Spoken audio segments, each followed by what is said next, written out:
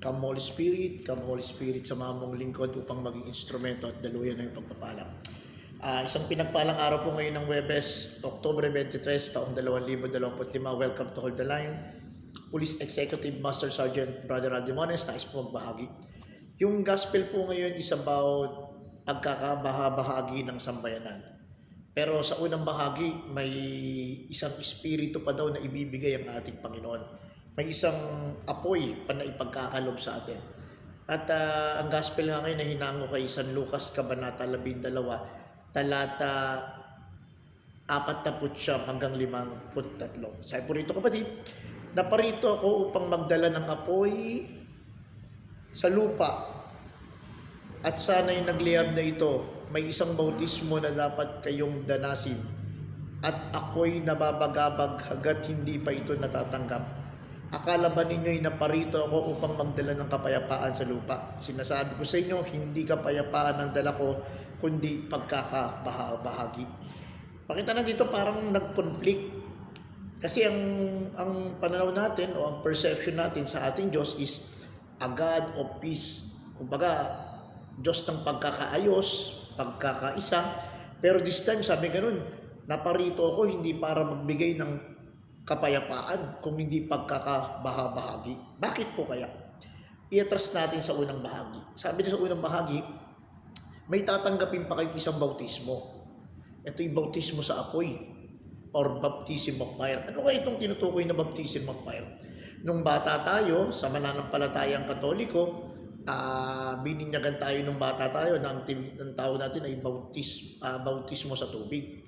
Pero this time, may isang bautismo pa doon na ibibigay at nababagabag ang ating Panginoon hanggang di pa natin ito natatanggap. Ito yung baptism of the Holy Spirit. Yung pagsanib sa atin ng banal na Espiritu o pagdaloy sa ating buhay pananampalataya na kailangan natin. Bakit? Kasi sabi ng ating Panginoon, di ba, nung papunta na siya sa langit, aalis na ako, babalik na ako sa aking Ama. Pero meron akong isang iiwanan sa inyo, ang Espiritu ng mga aliw, ang banal na Espiritu. This time, kapatid,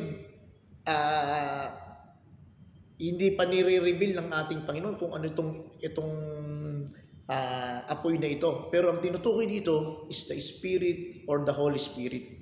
Ang apoy na hindi pa natin natatanggap. Sa mananampalatayang Katoliko na mga charismatician na shoutout sa Pinag-Isang Puso Catholic Charismatic Ministry Incorporated.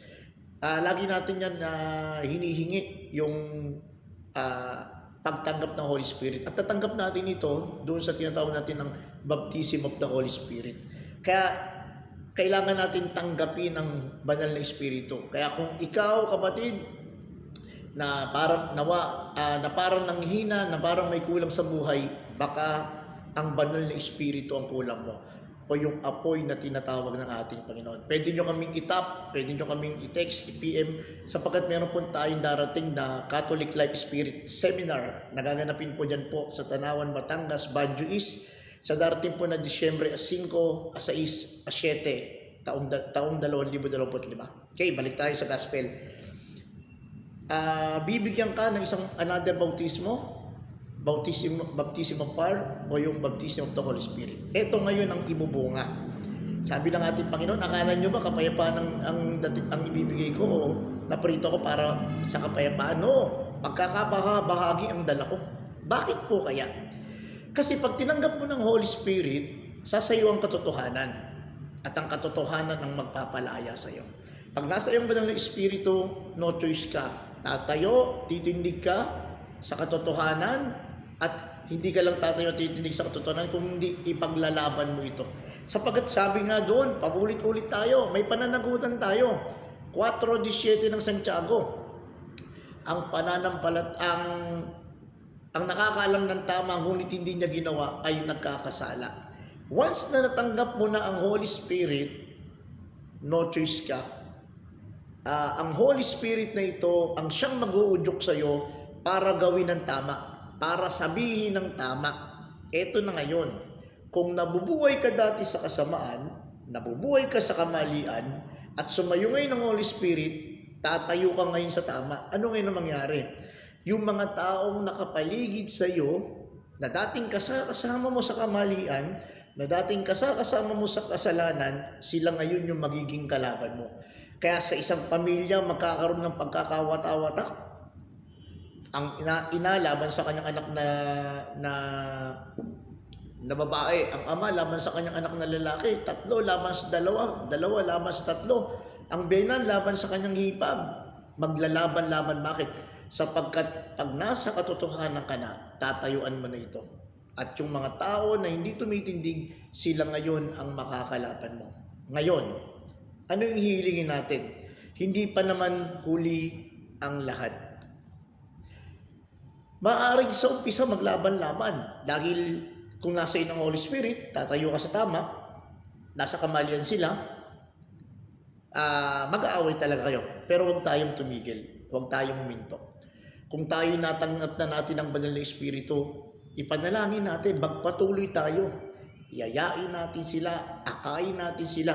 Baka sila yung mga tupa na nawawala. Baka sila yung mga kapatid natin na lumalakad sa kadiliman. Sila yung mga kapatid natin na natatabangan na sa pananampalataya. Yayain din natin sila. Hindi pauli ang lahat. Pwede pang mabuo sa pamamagitan pa rin ng banal na Espiritu. Kung ang banal na Espiritu na natanggap mo ang siyang naging dahilan para kayo magkahiwa-hiwalay, naniniwala tayo, ang banal na Espiritu rin ang siyang pwedeng maging dahilan para mabuo muli ang isang pamilya, mabuo ang isang pagkakaibigan, pero hindi na sa kasamaan, kung hindi para na sa kabutihan. May share ko lamang po sa amin, sa community po ng Pinag-Isang Puso, we are family-oriented. Okay po yung single for Christ, okay po yung marriage, couple for Christ, pero mas maganda po family for Christ. Yung isang pamilya na sabay-sabay naglilingkod, sabay-sabay na nagpupuri, sabay-sabay na gumagawa ng kabutihan para sa kapwa. Kapatid ko sa pananampalataya, bagamat may pagkakabahagi, may pag-asa pa. Pwede pa rin mabuo, pero hindi na sa kasalanan, kung hindi para sa kabutihan sa tulong ng banal na Espiritu. Dalawang bahagi, may isang bautismo pa na darating, hindi lang bautismo ng tubig, kundi bautismo ng apoy. At ang apoy na ito ay ang Holy Spirit. Magkakaroon kayo ng baptism of the Holy Spirit. Second, dahil sa Holy Spirit, tatayo ka, makikita mo ang katotohanan at ipapahayag mo ang katotohanan na ito, may magagalit sa iyo, may magtatampo sa iyo. Yung mga kasamahan mo doon sa kamalian, hihiwalay sila sa iyo. Pero wag tumigil, wag guminto. Yayain sila, iparanas sa kanila, iparamdam sa kanila. At nawa, sa tulong pa rin ng Banal na Espiritu, masama mo sila sa paglilingkod sa ating Panginoon. Let's pray to the Father, Son, the Holy Spirit. Amen. Amang dakila, maraming salamat po sa buhay, sa pagpapaalala mo na may isang bautismo pa kami tatanggapin, ang bautismo ng Banal na Espiritu. Panginoon, tinatanggap ka namin bilang isang Diyos na tagapagligtas. Maraming salamat sa iyo. Patuloy mo kaming samahan sa aming buhay, patuloy mo kaming gabayan. At Lord, tulungan mo rin kaming mag-aya na mga tao, mga kaluluwa na mailapit sa iyong paanan. Alam namin, Panginoon, mas masaya, mas maganda kung ang isang pamilya ay patuloy na sumasamba, naglilingkod at nagpupuri sa iyo. Ito pong samot dalangin namin sa matamis na pangalan ng Jesus namin, Panginoon. Amen and amen. The Father, Son, the Holy Spirit. Amen. Shoutout lang po sa mga tropa natin dyan sa GSD. Yan, sila paring Nelson, sila Ma'am Sheila, yung mga sila Boss Juan, sila Boss Mike.